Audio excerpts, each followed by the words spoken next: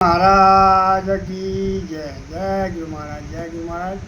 जो मारो विडियो गमो तो लाइक करियो, शेर करियो, सब्सक्राइब करियो અને ભાઈઓ ભક્તોને બધા ટેકો આપજો। સરસ। હવે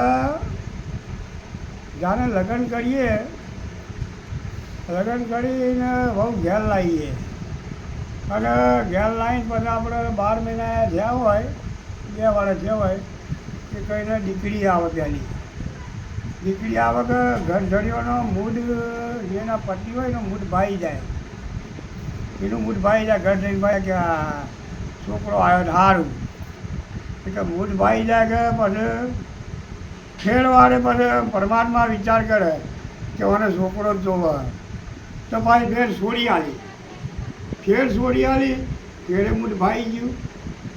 એમ કરતાં કરતાં મને તો 5-6 છોડીઓ થઈ ગઈ અને મૂડ ભાજે જ જાય, આખા ઘરનું એના આદમીનું ભાજે જ જાય। તાને છેલ્લો 5-6 છોકરા છોડીઓ થઈ હોય એના પર છોકરો હાલે કે પછી કે આ છોકરો આવેલો, છોકરો લગભગ મોટો થયો હોય, મોટો થાય કે છોકરો વિચાર કરે કે મારે તો છોડીઓ પહેણાં બી અને મોમેલો ભરવાનો અને જે એનો પપ્પા હોય ને એનું આવી પૂરું થતું ગયું હોય એ વળી કે મને ભગવાન છોડ સારું કે બધો બધો 1 લાખ છોકરો હોય એના પર નાસી જાય કે છોકરાની જિંદગી બરબાદ।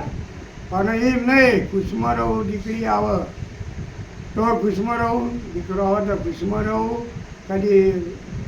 કદી મોઢું બગાડાય નહીં।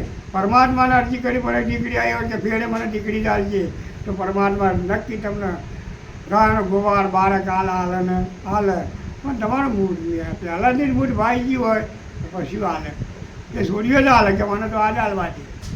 કહેવાનો મતલબ છે દરેકને વિનંતી કરું છું, કોઈ આ પ્રશ્ન ખેંચી ના લે, દરેકને આપણે આગળ પડતું જવા જવાનું છે અને નિરાશ નહીં થવાનું। જ્યાં લે પરમાત્માના જનનું ભજન કરવું અને લક્ષ્મી હાલે ને એના જેવું તો ઉત્તમ કોઈ જવાનું નહીં, એ છોકરા ભાઈ સેવા ના કરવું કરવાના।